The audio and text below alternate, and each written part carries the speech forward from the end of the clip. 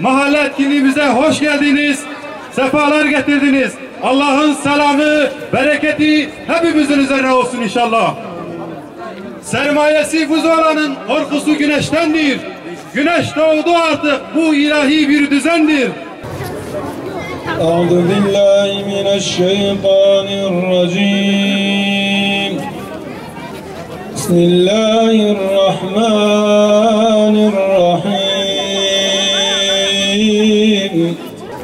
İnnellezîne âmenû ve amilussâlihâti kânet lehum cennâtul firdevsi nüzulân.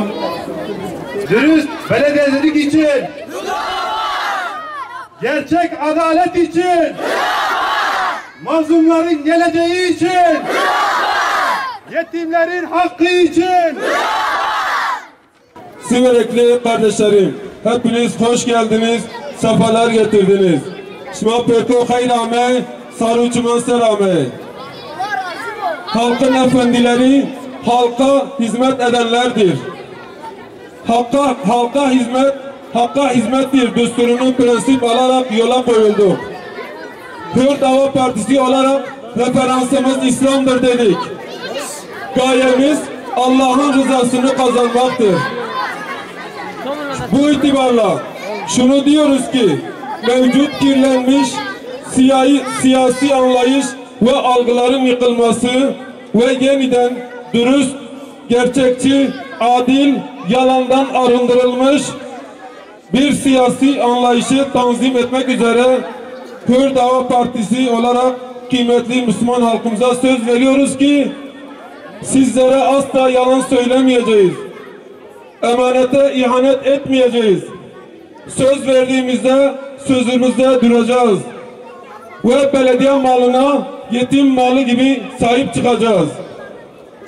Biz samimiyeti ve teslimiyeti Hazreti Ebubekir'den, adaleti Hazreti Ömer'den, hayayı Hazreti Osman'dan, cesareti ve ilmi Hazreti Ali'den almışız.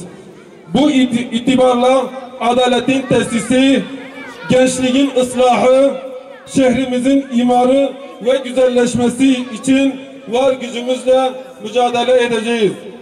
Acaba bu siyaset nedir ki bu kadar insanların gözünde değerli hale geldi?